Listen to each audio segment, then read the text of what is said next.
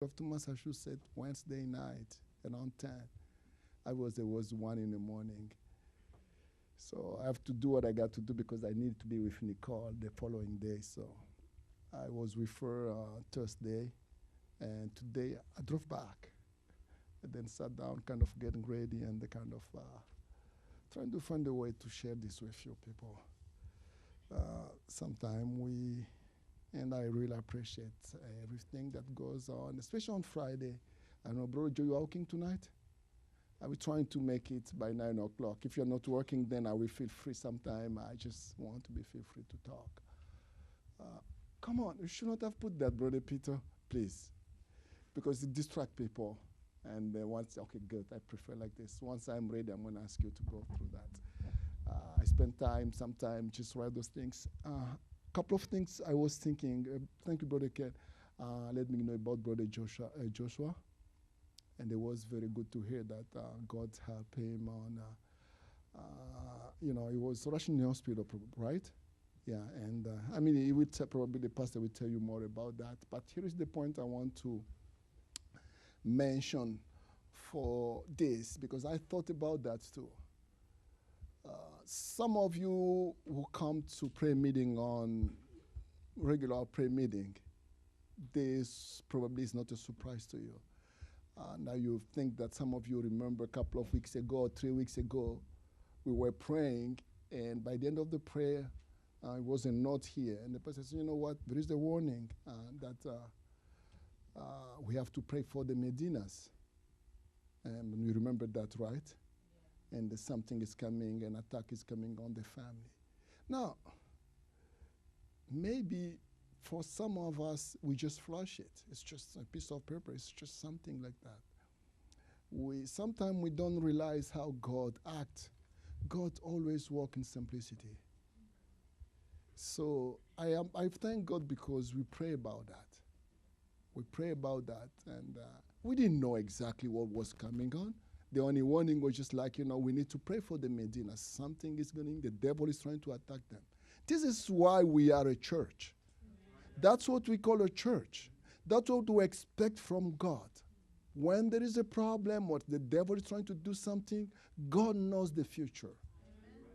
So our expectation is God will come one way or another, warn us. I say, guys, you be ready, be prepared, be aware, because this is coming on your way. So we pray, and so we kind of ask God to help us, to protect us, to be the help that we need. That was that line of thought I had when I gave my New Year message, is to be aware that God is the help that we need. And we have to expect that. If we expect to hear from God, we expect a help from God, God's going to help us. It has to be a way of living. You have to be a way of, that's what God wants us, the way He wants us to be. So to me, when I got that text, I was very happy. Not because really, God took control of the situation.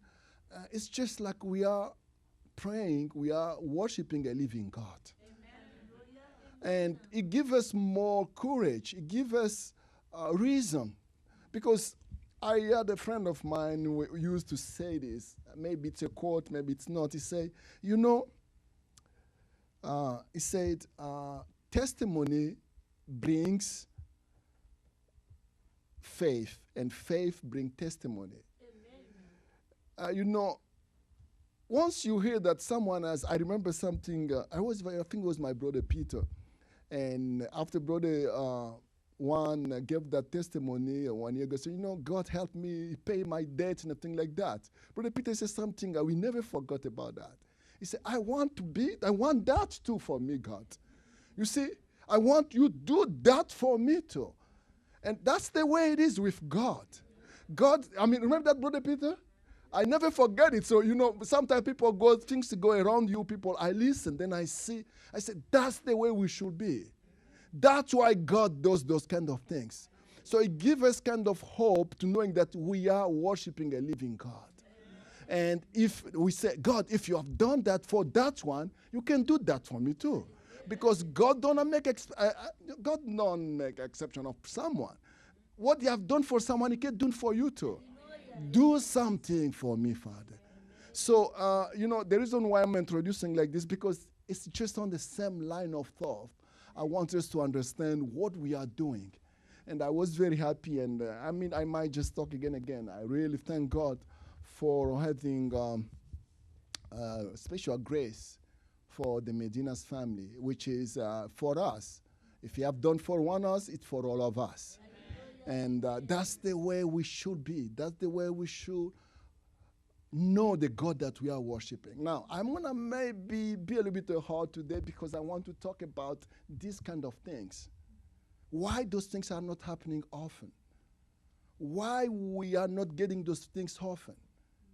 That's why I want to talk a little bit. And I can talk on that over and over and over and over. But I want to take kind of the spin a little bit. And the other thing was, maybe Brother Ken knows because I kind of share with him all my problems, unfortunately. So, probably knows that I have a younger brother that I brought here in the U.S. Many years ago, maybe 15 or years ago. And after a while, now it comes up in my mind. If you will ask him, are you a Christian? He will tell you that I'm a Christian. Because most of my younger brother heard the message from me, and they were living in my. I raised my younger brother because I was the oldest brother, the oldest, of the family. So my younger brother, my wife, and I, we raised my younger brother. So some of them may call me dad. We're really surprised. We see my younger brother calling my wife mom because we raised them. So that's the way. So when you are older, then that's what they can. So I used to just say, okay, just the man, if you can make it, go for it. And it was a ball. A lot of struggle. He went, finally made it to U.S. So he was here living with me, and then he started to work, started to make money. He was gone. He was my younger brother. He was gone. We were living on the same city, same town. I didn't even know what was going on with my younger brother. I told my wife, leave him alone. Leave him alone. After a while, years pass. Even my kids, they kind of said, no, uncle, we don't even care about him anymore. Years pass. And one day, I got a phone call.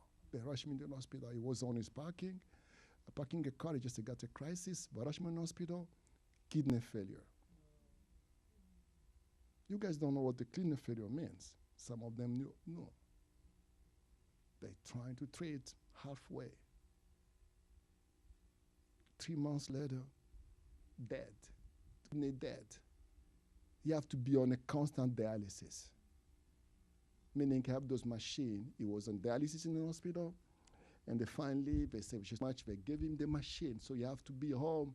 Instead of going pee, cannot pee, the machine have to do that because the kidney was dead for 3 years. So you have to stay all day long with the machine in your bone trying to clean your blood because the kidney was not there to clean your blood. Anyway, to make long story short, why I'm saying this.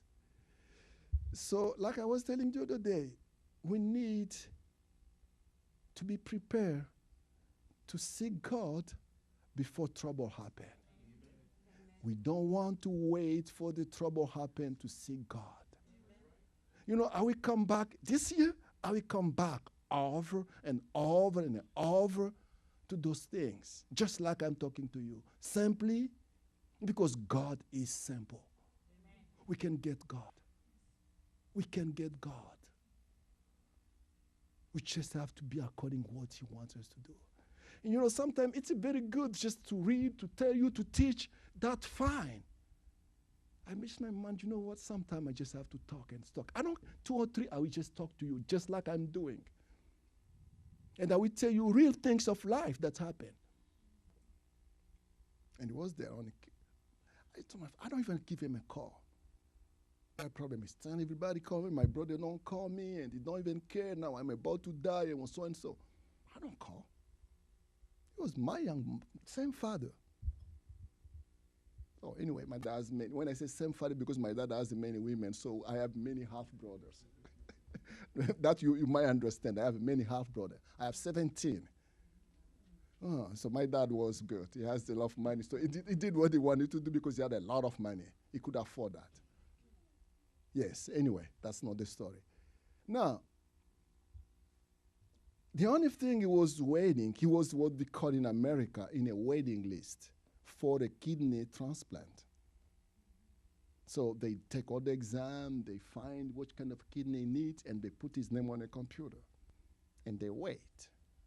Who is going to die? That they can get his kidney that match his. What's at the heart? You are living under a machine, on a dialysis machine, waiting for someone to die that has a kidney like yours. Do you see how God is important, brother? You know what? Sometimes when I stay here, I can talk to you things like that. I want you to know why God is so important to us. I want you to understand why we have to depend on God.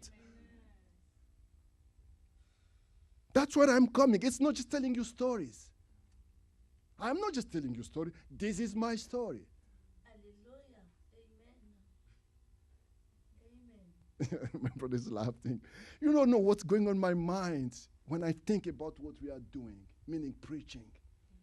You will never know.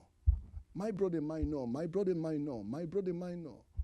You sit on that desk. You pray what I'm going to do, what I'm going to tell them. What is their God?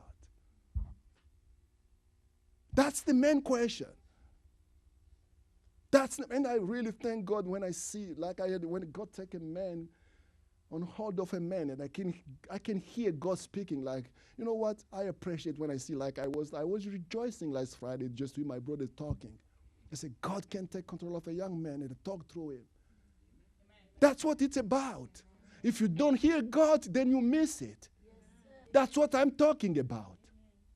Like I hear my brother Peter say, you know what, my brother Patrick, you know what, all of them when I sit there, you don't get it. That's what I said. Do they hear it? That's what it's about. God don't speak the only way. That's the only way God speaks. If you want to see God, if you want to hear God, that's the only way God chooses to speak to us. So it's about expectations. It's about the things that you want to get from God. God is so faithful. He will twist the mind of a man to speak what you want. That's what it's about. Then he was on a machine there for years. Waiting. You don't even know when you are going to get. This is not the first time it happened in my family. I know when it's happened in France, I just let that story pass. That one was my wife's side. This is my younger brother this time. So 2 days ago, last Monday, no, we are Friday today. Last Wednesday, I was at work. I get a text from my younger brother, the other one who came from South Africa. He's now in Colorado too. He said, yeah, boss, son, they call me, yeah, boss. So I need to send, they just get a call, I have to go to the hospital. They find someone with the kidney that matches. Last Wednesday, I text my brother. I said, brother, pray for me. I ask him, right? Because that's the way I am. Wherever I am, I have a problem, I will send a request for prayer. My kids are like that. Whatever the first thing my kid asks, when any problem with my family, it's always they text everybody, boom, prayer. That's how my family function. It's not, we don't have the other way. We are the only family we have in America, it's a Christian family. Yeah. So we are trying to build around that. So if something happens, we blast it. We just blast the request. That's what we do. And so I got that text, boom. And then I said, oh, you didn't send to everybody? So I have what they call a family group, man. I just play copy paste. Boom, it was going to everybody. Everybody has the text. Ko is going to hospital. We need to pray for him. That's the way. That's why we need God. Amen. That's why we came to church. Amen. Now, I watch you. You have a problem. I do too. Do we understand that we need each other? Amen. Do we understand that your problem is my problem? Do we understand that I'm waiting for that request for prayer? You don't send them? And you tell you are my brother? Oh my God, I'm being hard, I say that. I know it. Don't tell me that. You are not acting like a real brother. If you were, you would send me requests for your problem too, because I will send mine. That's what it's about. And when I send it, act upon it. You see? Well, I don't know. You know, God is my witness. It's not planned what I'm doing now. It was not planned. But you got to hear it. I got to hear it. That's why we are Christian. People say I'm Christian because I believe the brother Branham message. Really? I can come to those things later one time about believing brother Branham message. So then I was then at the time.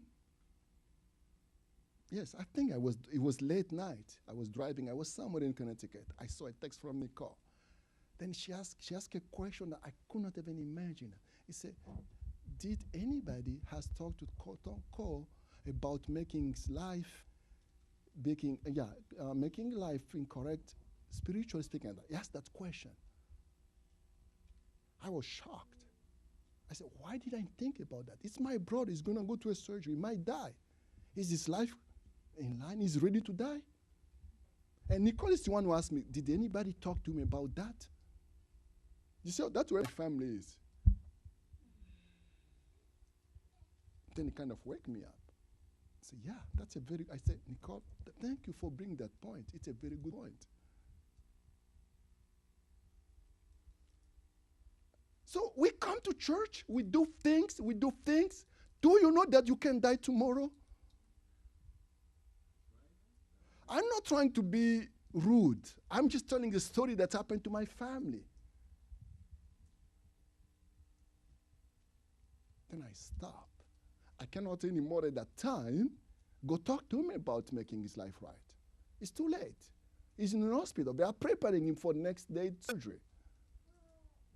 It's on the hospital. I cannot go there and make your life right. It's too late.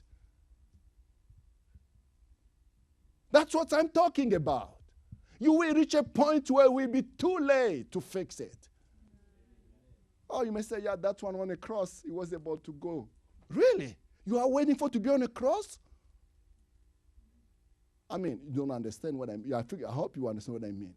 You're having to wait against the wall and to fix it? You see? This is Friday. I talk to believers. I was shocked. You have things that just torn my heart. The more I know you, the more my heart is torn. Because the more I know you, the more I'm finding who you are. That's my problem now. I didn't know, and it was really pretty much easy before I knew you. The more I knew, the understand. These things need to be fixed. This need to be fixed. This need to be fixed. I see just like watching you people like that. You think I don't see? I do. You don't need to tell me. God tells me sometimes things. I say, why this person is living like this? You are sitting there. Don't wait to be against the wall. It will be a point like my brother was yesterday. Nobody could talk to me about God anymore. He was on a hospital bed. Nobody could access it because we were preparing him. We're going to do that major surgery, which is a transplant of kidney. We should have talked to him before. This could be you. This could be me.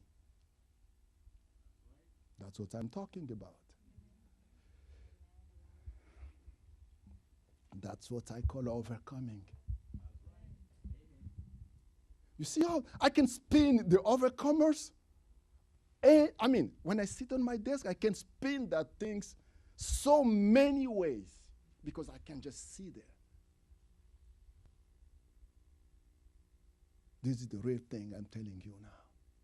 This is life I'm telling you now. It could be you tomorrow. See, you know what I'm talking about, right? Oh, yes. Crush my heart just to think about. Yes. You are on a point where you don't know what to do. We call that helpless. You don't know what it means to be helpless. Just when I think about that, just crush my heart. That's where we need God before we reach that point. That's what I'm talking about. We have to change the way we approach God.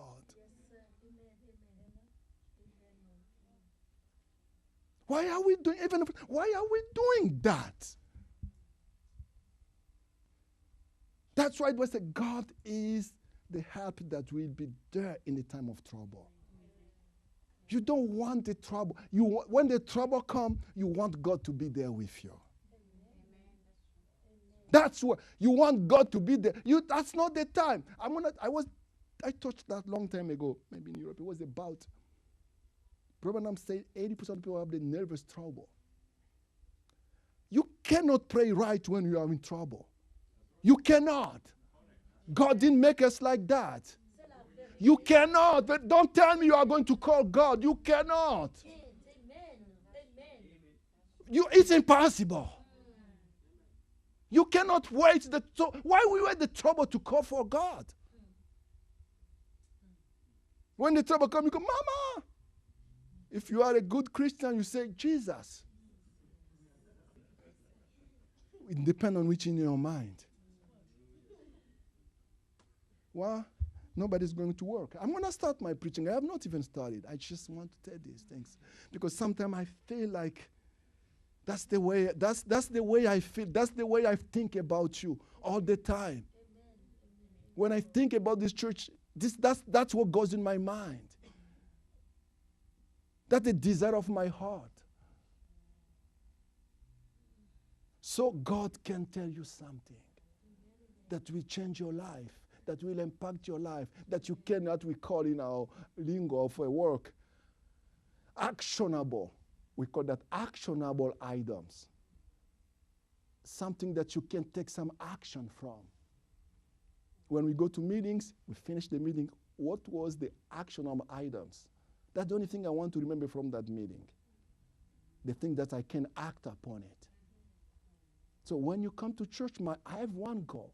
By the time we leave, I want you to go. Did they get something actionable? Something they can use? Something they can practice? That's what it's about. Anyway, so it was yesterday, and then I waited. We waited by 6 p.m. We didn't get any call. I said, wait, we should have got surgery. What's going on? Sometimes I say, no news, good news, but we still want to know. Maybe around 9 o'clock, I got a phone from my other young brother, the one who was in the hospital. He said, yeah, everything went well. And I thank God for that. And then it was so good. They say that now, my younger brother, who is crazy, I don't know, he asked the doctor, who is the person who gave, can we know the person who gave the kidney? Can we know it? Because we want to thank him. I said, yes, some family, they tell you who it was, sometimes they don't. And we went on the computer, we found out who was it. It was a young man, 28 years old. He just died from an accident. Then on his driver license, he put he's a donor. So if you write on the license in Colorado, like you are a donor, if you die, they check very quick. They take all the organs they can take because you say you are a donor. And so they put that on a computer. What are the odds? He was like 98% matching. That's how close they were. His kidney. It's a white. It was not even a black. By 98% they match. To the point where when we're done with the surgery, 30 minutes later, it could go pee-pee. 30 minutes later, there were still weddings if he will reject or connect. Now I talked to my wife today. He's doing fine. He's in the hospital. He might leave the hospital this coming Sunday. But I thank God for that.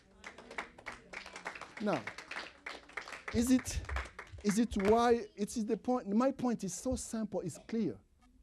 We don't want to wait time like this.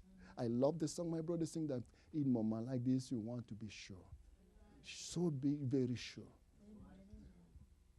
In moment, that's the way, this is, see, I mean, I can stand here, just talk all night what I'm talking about.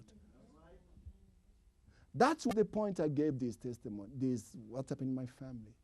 We don't want to wait time like this. So we are Christian. We need to live as a Christian. We need to act as a Christian. This is the way Christians act. This is the way Christian lives. I am, like I call it, this is a heart-to-heart talk. That's what I do. That's what God called me to do. That's my way. That's the way, that's the way I function. On this, what God called me to do. Sometimes I go a little bit, I do things I don't feel comfortable, but I feel comfortable thinking about things like this. Anyway, so now we can go pretty soon too, and I thank God for all these things, and I will keep in following on these things. So now it's Friday.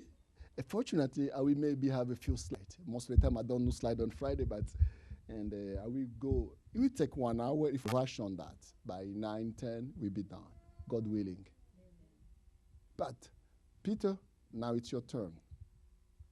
So, thank you, Daniel. I didn't want to. Thank you. Now, I'm just going on overcomers again. This time, Quench Not The Spirit. That's part 2. I have so many parts. The more I think, the more I'm reading. There's so many things about overcoming. And I decided just to go on this because it's just one thing on Friday. I don't know what will happen after that. It's just something I just wrote in the afternoon. And since I came back, I told my wife, don't call me, don't send me anything because I'm getting ready for the service tonight. So I sat on my desk until 10 minutes before I get on a call. Anyway, so let's stand and read God's word. And we're trying to make this really. It's just the it's just a bridge I'm trying to do. Here is the purpose. Brother, we push it. I'm the one who's driving, right? You just respond to you don't drive. I am the one who's driving. So, overcoming on the Quench Not The Spirit, it's another way to say, keep the fire on. That's another way to say it. You okay? To overcome is to keep the fire on. When the fire is dead, you lost. You didn't overcome. Okay? So that's kind of, we say, Quench Not The Spirit. We are going to read on the book of 1 Thessalonians 5:19. Just one verse. That's it. Just go. Now you go. And we can, that's it. That's the verse. That's really the only reading we are going to read. That's where I got the subject anyway. It's in the Bible. Shall we read? Are you there? I'll just read because we should read God's word.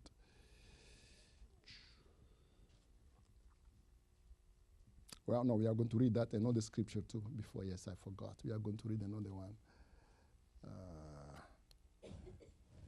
I'm just, as long as the pages are turning, I'm waiting. That's why. See, the pages are going up flip. Okay. That's Paul said, quench not the spirit. Amen? Shall we pray? Okay. Father God, Lord Jesus Christ, we spend this time just showing your goodness, oh Father, how you are always there when we need you. And most of the time, Father, we forgot that your eyes are always upon us, Father. And we forgot most of the time, Father, that nobody can take us out of your hand, oh Father. And we also remember that you are that devouring fire, Father. You came to Moses as a burning bush, Father. So we just want to share this simple thought about don't quench the fire. Help us, Father. Let your revelation be expressed to us tonight. Be with me, with my brother and my sister, for your glory. I ask in Jesus Christ's name. Amen. You may be seated now. We have 45 minutes to go on. Anyway, so really, once you read it, it's in the Bible. And I love this because Brother Branham say, I preach like Paul. Then I have, did he? Paul say, quench not the spirit. I said, okay, let me check. And then most of the time, when I find that I check, Brother was talking about the same thing. Because he preached like Paul. Now, when you hear Paul has been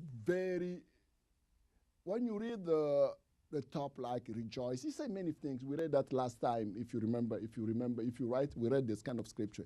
I just singled this out. It's a very important thing you have to see. That's why I underline this. Quench not.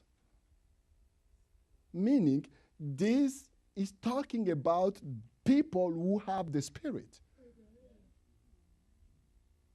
This, it's not for the people on the street. This scripture is for you. It's for me. You have to have the Spirit. Amen. And then Paul says, if you have the Spirit, don't quench it. Amen. You see how you have to read it? So this is for you who has the Spirit or who claim having the Spirit. If you have the Spirit, don't quench it. Amen. Meaning there is a possibility.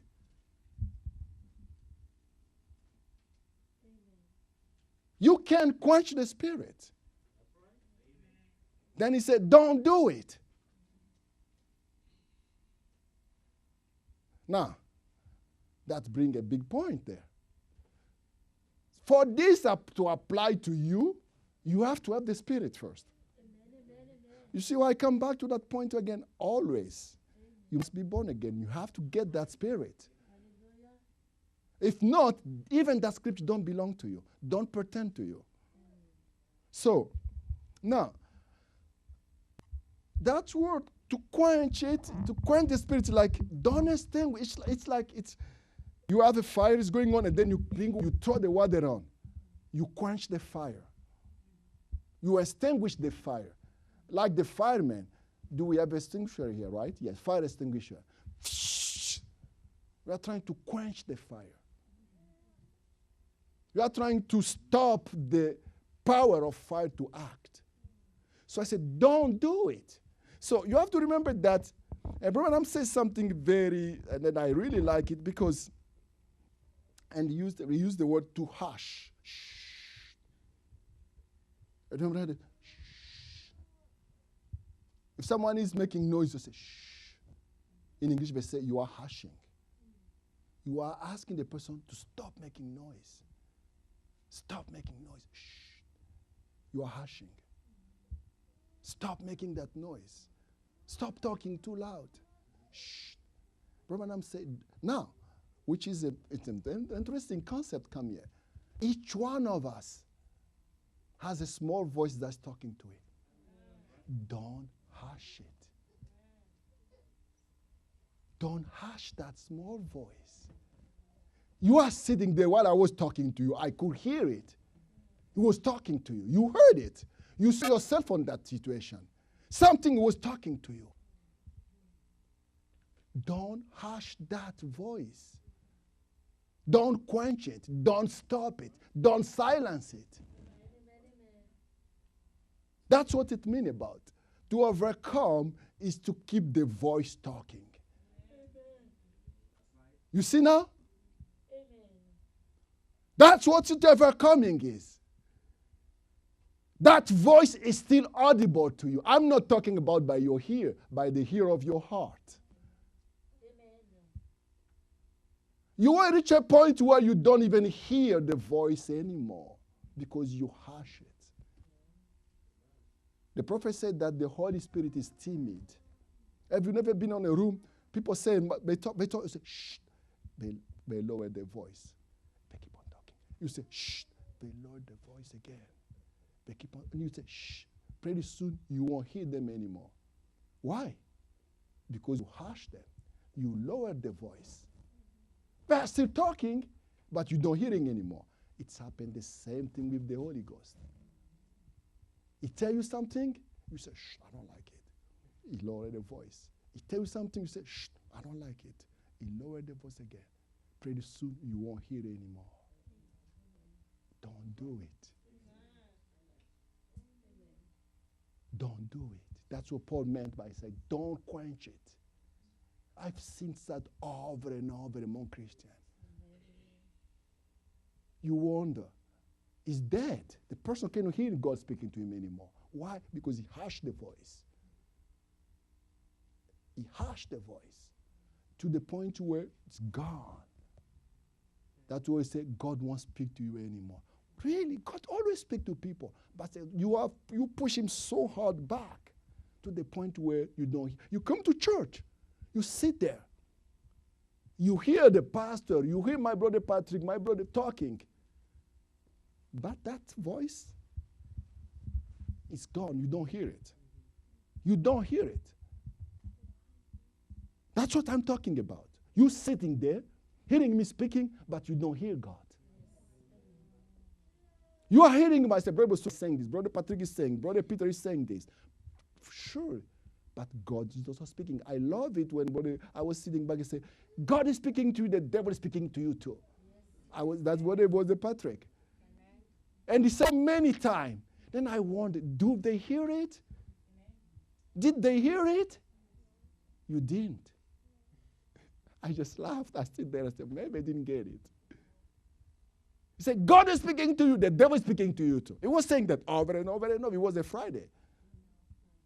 You reach a point where God is speaking to you, you don't hear it. Then I said, that's why sometimes I sit there, the sermon is gone, I watch people, I say, man, they didn't hear it. It was just hush the voice. I'm being very practical because I decide to be very practical so you know when we say things, what we mean by saying that. That's what I said, don't quench it. So, it's to stop from making noise. That's what they call to hush something. To put in silence. You know, so that's very good. So now I will tell you a story, which is very good because I decided to tell stories today. How Brother Branham brought that things. Oh, yeah, let's just go to the next slide. Oh, we read this last time, right? When we started the first part of our coming. I just read it, just for the sake of Jesus standing on the door is knocking. The one who hear the voice. You see, I put it back, making you aware that the key word is, if any man hear. On today, because this, I can read this many ways. But what I want to point now, if any man hear. Because it could not. Sometimes you have been in a house, someone is knocking on the door, you didn't hear. I'm sitting on the door, I'm knocking, you didn't open the door. I didn't hear it. Right? It could happen. You are in a church that Jesus is knocking on your heart. If any man hear, that's why I say if, because you might not. You might sit there, you hear me talking, but you didn't hear him knocking on your door. You see what I'm talking about? If you hear, then it's an actionable. You have to act. If you hear, and, you see? And you hear, and the problem, the person, I heard it. But what is the end? I've heard so many people say, I heard it. But there's no follow-up. It's just like you didn't hear anything anyway. Because if someone, a good story. Just come in. My brother Kenny remembered that. Sister Elia remembered that. Remember when I went home and my mother-in-law didn't want to open the door? Oh, you remember that story? She's laughing. Oh, yeah, that's another story. I just came in. She heard. She heard. But the end was not there. We could not get in the house. Oh, my sister is like, my mother-in-law, she's already an elderly woman. So sometimes she does things that you might not imagine. Okay, that's fine. But when you reach that age, you do things. And that day we came from Brother Oscar, and I told my brother, we are in trouble because my key went with Brother Vincent. So when we go home, we might not get in the house because we won't be able to get in. I told brother before we reached the home. So we reached the home, we knocked the door, the neighbor downstairs, they opened the main door. So now we go to the door of our house. Then we knock. We say, Mavero. She answers. She heard. She heard. She heard. I said, yeah. I said, Mavero, we are outside. Come on open. I said, no, I won't come. I said, we are going to sleep there. I said, yeah, you can sleep there. Brother Ken with on the stairs. The end didn't follow. She heard. You know what? I'm trying to be so simple, so practical to tell you the things of life. We do that with God. She heard, and we try.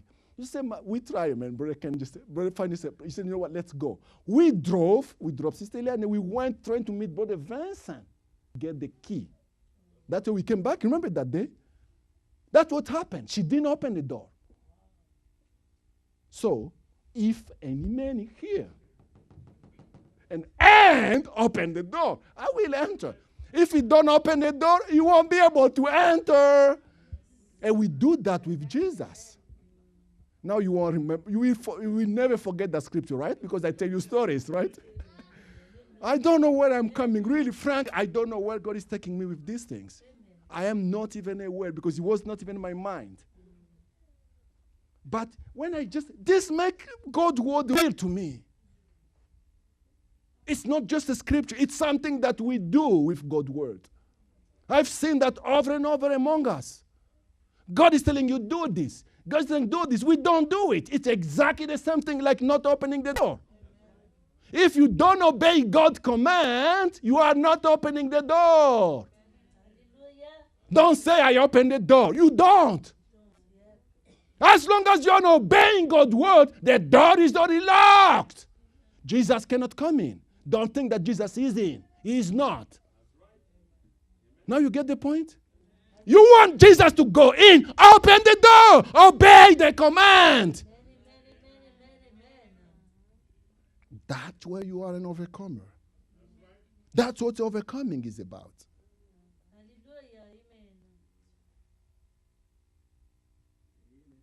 It's not about I go to church, I heard it. You didn't. It does matter. If you heard it, you didn't do anything about it, it's like we didn't hear it. Don't tell me you heard it. It does matter what you heard, as long as you didn't act upon it. Hearing, recognize, acting according. That we heard that sermon. That's what it's about. He stands. This is the door. This is the door. I am the door. Jesus is standing there. He's knocking to your heart, to my heart. He wants this end. Open the door. Meaning when you read open the door, mean obey God's instructions. Then I will come in. It's about, we talked about last time, overcoming is to keep him in, right? To keep life in. That we talk, when I talk the part one of overcoming. For him to be in, I can go back. There are so many overcoming aspects. Now, and that's why him that overcomes. Let the one we have here, I love it. He that has here, who can hear, let him hear what the Spirit said unto the churches. Because some people, Jesus said, they have a hear, but don't hear. It's a scripture. He that have hear, let him hear, because you might have a hear, then you don't hear. When we read the Bible, it changes. I'm just reading the same scripture that we read all the time. I'm talking about overcoming. Overcoming is hearing God, acting upon it. If you don't act upon what God tells you, big problem. Two possibilities. You didn't hear, which is very bad. Or you heard, and you didn't act upon it, which is bad too. It's the same thing because the result is not there. No wonder. It's Friday. If I finish, fine. If not, next time. Amen. Because always going to have a next time. If not, we are out of here. Go up. That's the only thing. You know, we have no way around. Here or up.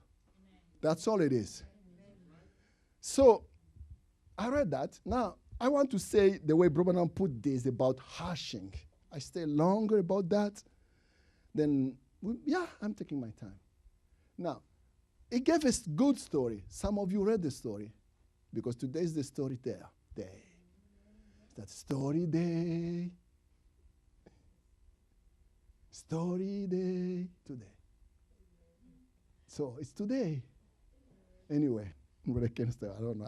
I'm just feeling good. I'm really feeling good. Anyway, so Brother said this about don't do it. Now let's go to the next slide. Now this is Brother talking about that about something. He said on that sermon. He said that in many places, but on this sermon we call thirst. He said, "What kind of thirst could we think was in us tonight?" Now it's a very good question. He was talking about first the things that is pulling you, the things that you desire, that burnt desire of having something. That's when you are thirsty. You need water so bad. Now tonight, what kind of thirst is in us tonight? In each one of us. What are you expecting from God? Do you have any thirst anyway? Then he goes, we as a Pentecostal people, we were getting, what kind of thirst is in us? What kind of thirst is in me? He's talking about himself. What kind of thirst is in you? That's the same question. I just said I'm going to read this quote. You have to ask that question. You came to church tonight. For what reason? That's what he made the question there. Why did you come to church tonight? It's just because you want us to see you, so we won't be able to say, wake up. So, that's why? No. Why? I don't know. You should know. You should have a good reason. I was talking about I will come back one day about this. The reason why, the motive that we have. It's really, it amazes me to see people coming to church, but I don't even know why they came to church today. I'm not talking about coming to church all the time. No, today. Do you have a reason why you came? Have you thought about that? No, probably not. Because you are not programmed to think about what you think. It became what they call routine. It became a routine. It's a Friday afternoon. I got to go to church. But we need this thirst. What kind of thirst in you? He said, don't try to hush that holy thirst for God.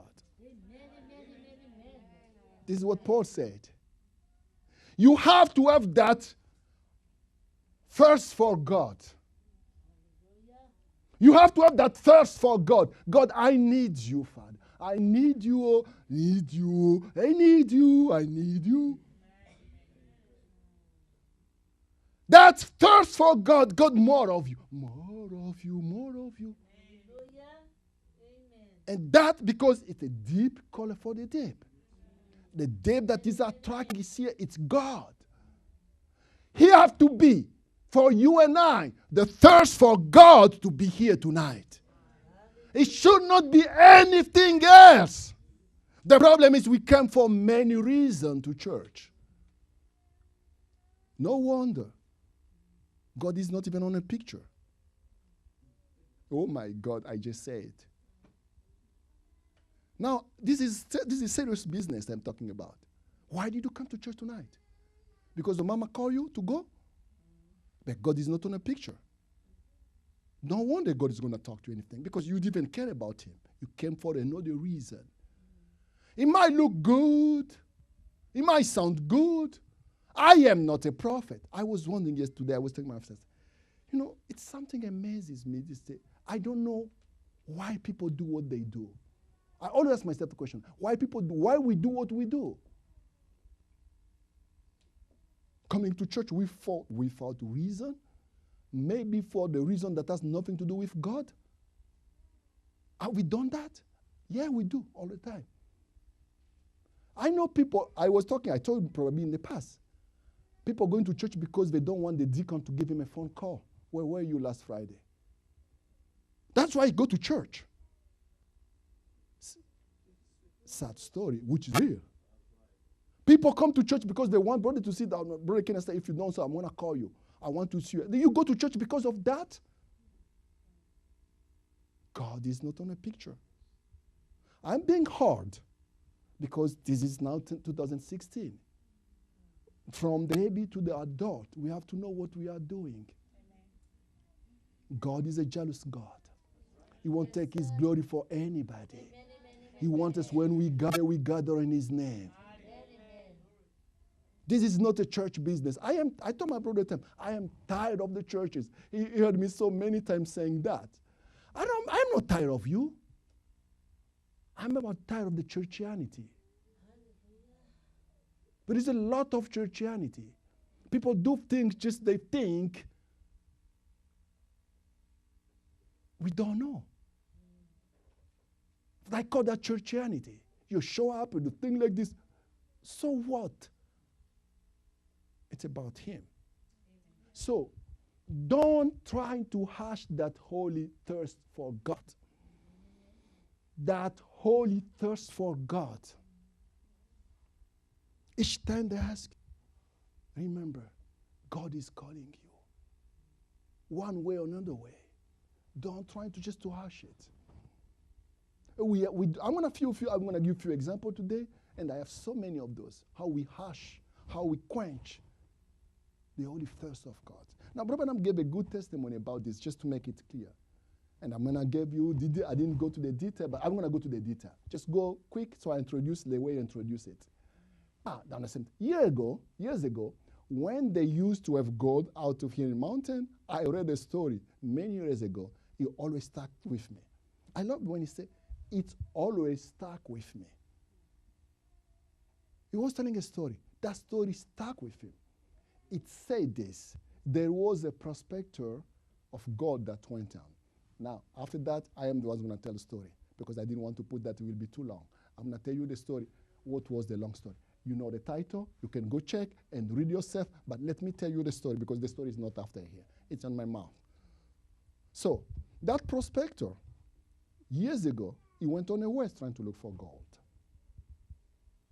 And it was hard to get gold at that time.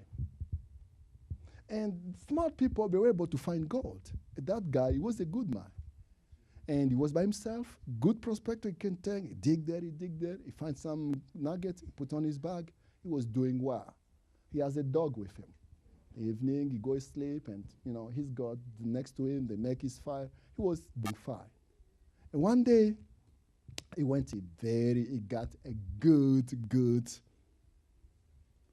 trade of nugget. So he dug. Lo bit, he didn't know why he was doing that. There are people who was following him. They knew that guy, each time he digs something, he find the gold. So there was a guy also following him, watching everything he was doing. He was not aware that someone was watching him. That prospector. So one day he got a bunch of gold.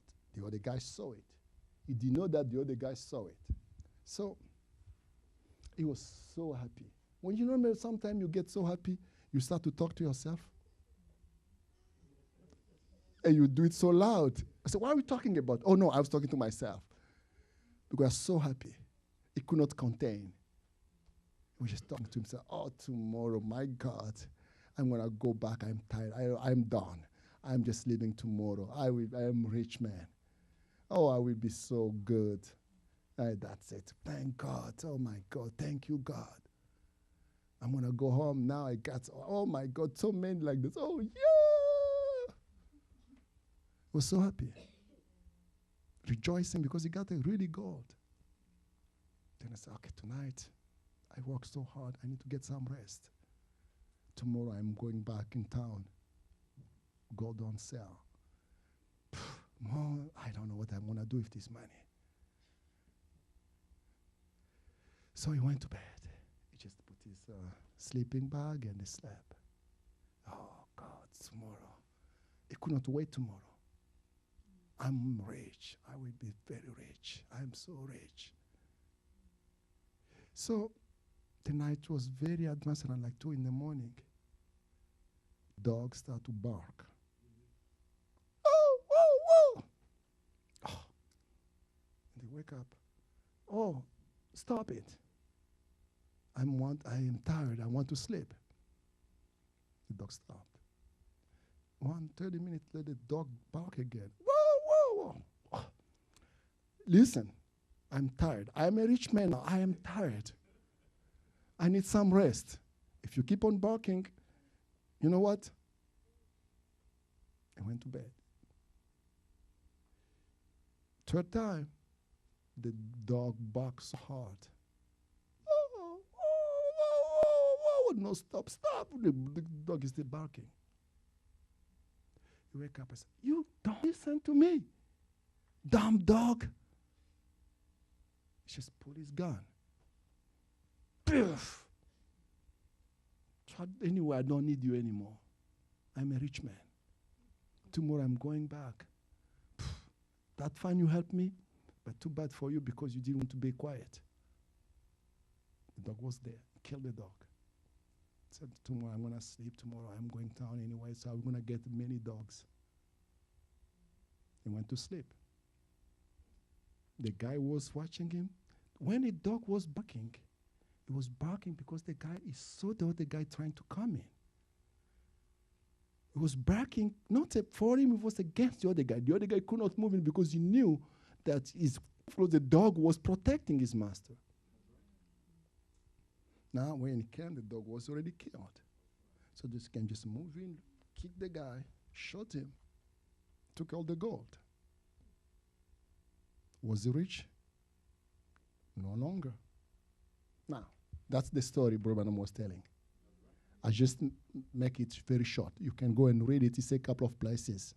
Now, here is the way Brother Branham concludes the story. Go to the next slide. It's a story there. And finally, he got so discouraged. Now, you see, I underlined that word. When the dog was barking, the guy became discouraged. It's like my brother is preaching here so hard. I'm not saying that he's a dog or I am a dog. I mean, we act sometimes like dogs. Oh my God, what I'm talking about here today. You guys get so discouraged. Why keep on telling the same thing? Why keep they saying this all the time? Why they're pushing us doing these things all the time? I don't want to go anywhere. Why if you keep on telling this? You get so discouraged. That's the way you act when you hear God's word. He gets so discouraged because he didn't want to hear the barking of the dog. Are we dogs? No. We act sometimes like that.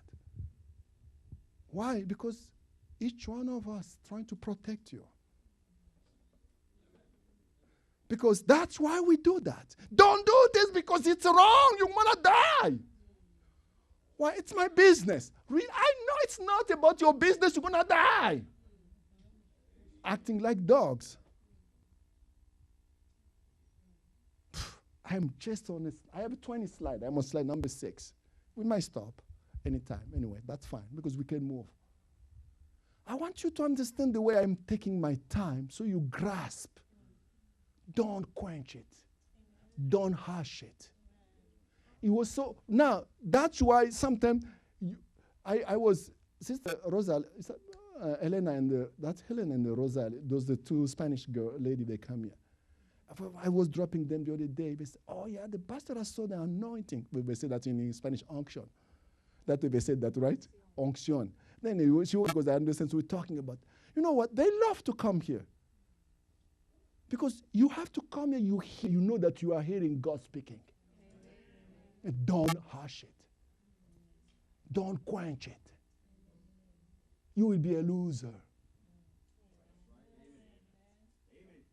That's my point. So he got so discouraged about Brother Ken saying the same thing over all the time. He got so discouraged, brother, because you keep on repeating the same thing. It's too much noise. Stop doing it. If they had the gun, they would have shot on you already. Maybe they don't. Spiritual speaking, yeah. For some more people, the person is already gone. Already killed him, spiritual speaking. They say so bad thing against him that he's not even alive anymore. Now you get it?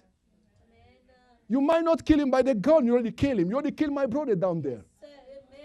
He's already gone. We say, we never done that. Exactly the same story. I'm just pinning it. This is hard what I'm saying you. I'm just pointing to you the things that someone have to say it. I am the person. God so discouraging to people. And I've seen that. I don't want to hear that. I don't want to, baby, it's just too much. We cannot do this. No, I'm talking about the sisters now. It's exactly the same thing like the shooting your dog. That's exactly the same thing you do. You need a quote? I can give you a quote. Because I'm good at that too. He was so discouraged, he went and then shot and shot the dog. I want those things to stick in your mind. And he killed it. And he said, I won't even use of you. I'm a Christian too. I can read the message too. I have the tape too. I believe the prophet. I don't even need you. Did I say it? That's exactly the same thing. Now, when you hear like a story, come way, man. When I bring it this way, it just changes things. You are in. That's what people say all the time. I can read the message too. I can hear it too. I have the tape too. I don't even need you. I can go wherever I want to. There are many churches around. That's exactly the same thing. You are hushing God's voice. I'm taking my time. You are hushing God's voice. I won't even need more of you. I can go to any church. I can do whatever I want. I can read myself. I can do all the things. Do you think you are the only pastor? Do you think you are the only preacher? That's exactly the same thing. Talking against a dog. Talking to the dog. The world protecting him. I want you to understand those things. It's like gloomy. People are just like, wow, you stay quiet. I know you are staying quiet because you are hearing what I'm saying. I'm making it so direct. Anyhow, tomorrow I am a rich man. I will become a rich man tomorrow.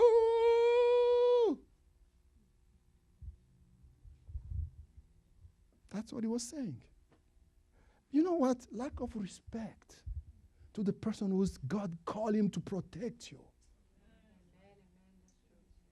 That's the way we treat the dog. That's the way you and I, we treat the dog that God gave us to protect us. Without respect, without anything to say, you don't need it. You know what? I'm going to heaven. God has been presenting me before the foundation of. Really? Sit with me. I'm going to talk to you. Then I'm going to find out which heaven you are going to go. I'm sorry to be hard with you guys. You know, sometimes, God is my witness. Sometimes it just torn my heart when I say that. People tell me things sometimes I just look at them and say, really? You are going to heaven? Which heaven? Like this? That's what I'm talking about. That's what overcoming means. Let's go to the next one, my bro.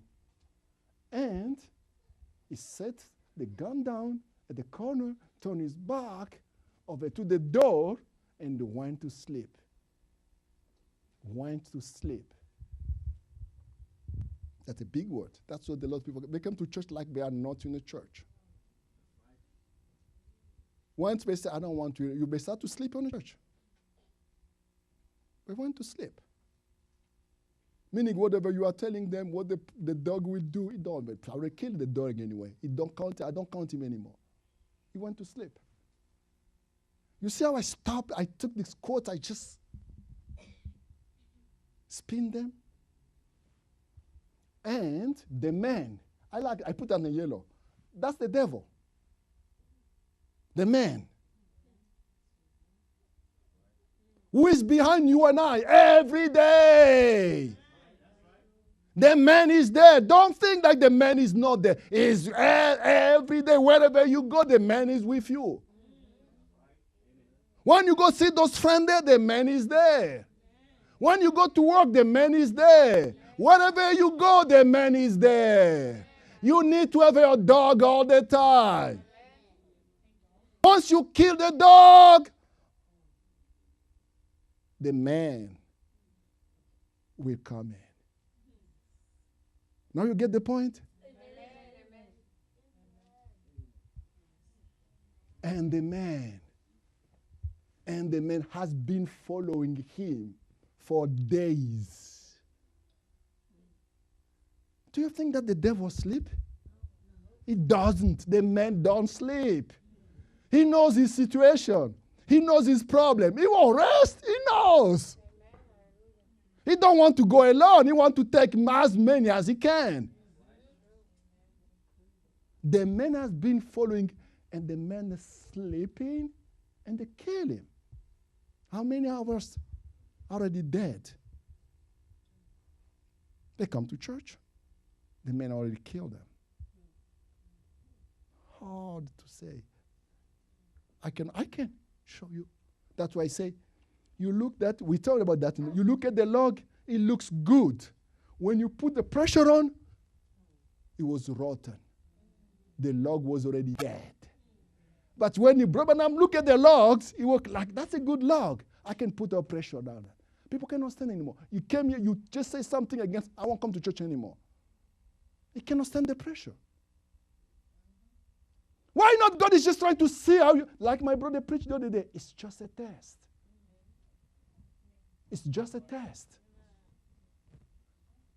Are you coming? God is just testing you. Oh, why did he say that to me? I won't come to church anymore. Dead long time ago. Dodgy. You cannot take the pressure. You cannot pass the test. It was just a test. It was just a test. You didn't pass it.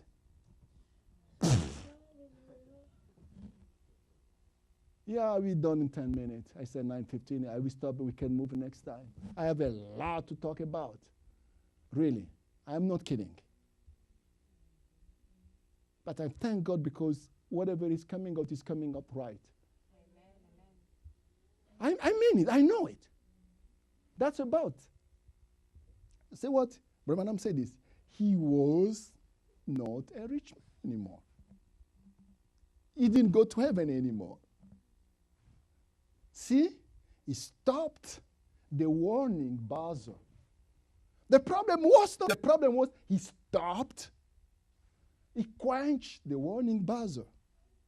You didn't want to hear that. I don't want to hear that brother preaching anymore. Really? If that brother preach, I won't come. Really? Oh, I'm saying now the things that my brother cannot say. That's the problem. He stopped the warning buzzer. Because that brother, when he speaks, he always speaks the things that I don't even want to hear. Really? This is 2016. Things have to change. That's the consequences. Amen. God speaks one way. We are not the same. The way Brother Patrick speaks or Brother Peter speaks is different. I'm not speaking the same way. We are different people. But we have to remember it's a God buzzer. That's a God dog speaking. You will be, why do I do it? Yeah, when he was talking, you despise it. I heard people watch, the way just you look at the preacher, just the way just I think, my God, is ready to kill him or what? Despising. Do you think God don't see it? I wish this was Sunday. Everybody will hear this. I cannot repeat it because I didn't make it. I won't even able to repeat it. It won't come right anyway. I don't even try. When I was younger preacher, I used to. Since then, forget it. I say it once, it's gone, it's gone. If you're there, fine. If not, gone. Because I didn't make up this. I didn't. God is my witness. I lift my hand. I'm on a pulpit here. I didn't even know what I'm going to. This I'm talking, I never even thought about that. I take God as my witness. If I'm lying, God knows. Before I came here, whatever I'm saying, most of the things I'm saying, I didn't even thought about that. You might believe me or not, it's up to you. But I took God as my witness. Why God is doing that? And it's my problem trying to figure it out? No, I am not trying to figure it out. I am not. I'm old enough to understand how God speaks. But I want you to be aware also God is talking to you and I. That's what it's about. Don't kill the dog. And now I keep on telling you how you're killing the dog in many ways, so you make it real. You might say it's story. It's not a story. Despising whatever you hear here. Did I write something here? I'm just on the first page. Oh my God. Oh yeah, let me turn it here. Wow, I don't know. Forget it. That was, he despised the buzzer, warning buzzer, that was trying to tell him his life was at stake. Your life is dangerous. When someone stands here, he's trying to tell you your life is on a stake. It's about a life and death. You know, I want this to be so real that you value what God is doing. That's what overcoming is about. You see? Yeah, I'm going to have some time. I told you the story that this story was just an introducing story. I have not even started my sermon. I just wanted to say, okay, I'm going to tell this story, then I'm going to start my sermon. So the problem is, he stopped the warning buzzer. Now, you have to be practical. What is the warning buzzer for me and you? That's what you hear my brother preaching. That we hear you read. Everything you read, it's a warning buzzer because your life and my life is at stake. God don't just speak for the sake of speaking. Let's go to the 8. I hope, what's in the 8? And brother, sisters, is the problem. Brother, sister, you will never be able to, don't never try to ask that holy calling in your heart. Don't never, brother, sister, don't never hush that. It means, I don't want to. You know, the point of people, when we hush, you don't say it loud. You just don't like to. You just don't. Why is he talking like that? You just don't want to hear it. By doing that, you are hushing. You are not coming to Mr. Brother, I didn't want to hear what you say. You won't do that. But your action, your life, whatever you do, you are. Brother Branham didn't say like that. Oh my God. But I heard so many things. That's why I can say that because, you know what? I feel easy to say here. Things that I cannot say. I don't stop. Most of the time, I don't talk about these things. I don't. Because, you know what? I don't. But you guys made me feel comfortable that I can talk to you. That's all. That's all. If you don't make me comfortable, I won't. I told them all the time, I won't. But why do I don't know. I won't talk about that. I will let you go your way. Treat me the way you want to treat me. Treat us the way you want to treat us. It's up to you. You kill the dog. That's what it's about. At least, because what God the burden put in my heart, I just want to be honest with you. I cry about this. Just turn me. I want these things to change a little bit. That's my problem. I cannot stand it. The only way I have to talk about it.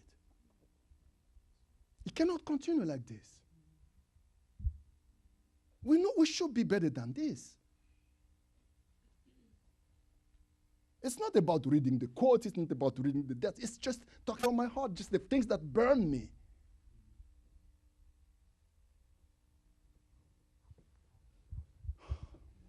See? Don't never try to hush that holy calling of God. See, by joining a church, by resetting it, this is what we call the message believer things. That's what the message believer do. They can sit you all kind of quote. They can do all kind of things.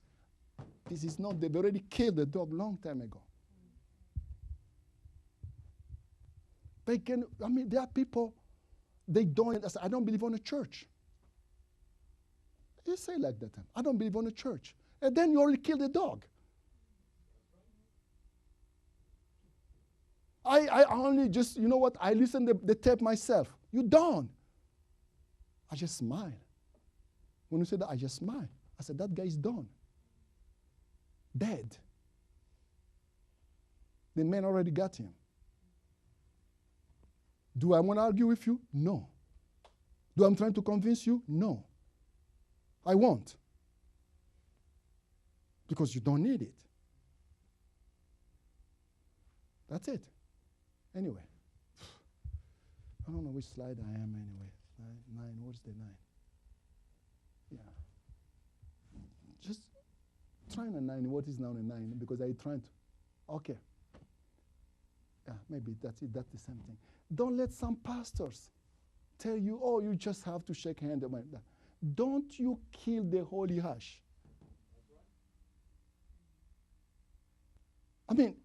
Can stay here, spend all night talking, but God is talking to you too. That's the voice you need to hear. That's the voice you need to care about. You have to make the difference. I heard my brother preaching on the preaching. You have to tell the difference. Is it God speaking or the devil speaking? If you have not reached that point, tell the pastor, how do I know? Because you have to say, this is God speaking. And don't quench that holy voice. Someday will come when you will come down to the end of the road, the dog have to bark for you to protect you. You don't want to do that anyway. So that's kind of a slide. I want to change, go next. Maybe 10. Just go to 10 and go back. Okay. Go back. Good. Because I was trying to figure out one way to stop. Because I was just about to start and about dying daily. Paul said, I die daily. I want that. Because it's about giving control. I want to go to that point. I don't think that it's 9 o'clock, because if I started it, it will be till 9:30. Then I don't want to do it. Then we go to the, I have few things, I have so many things I wanted to share with you tonight, but I think God directed me a different way. I just have to take this. I knew that I felt like it was something I have to stop there. And I just let myself to go to that direction. Then I stop here. Brother, sister, that's one thing you have to remember. I'm not calling anybody dog, but remember, brother, come here, take the baby out. I am trying to figure out to close this. I don't know how to close. That's why I'm trying to. You see, sometimes it's very hard when you come one way. It's something I am asking God to help me. How to make people aware. Once the service is over, they know that God spoke to them and they speak to God back. Sorry, Brother Anthony. So this is something I am trying. So sometimes that's why they say in America, they push him under the bus. So sometimes I do that all the time. And I'm waiting I'm just talking so you can come in this way. So to figure out how to close this. This is because really I have to stop here because I felt just like, I have to wind down. But you maybe, you still guys love me, right?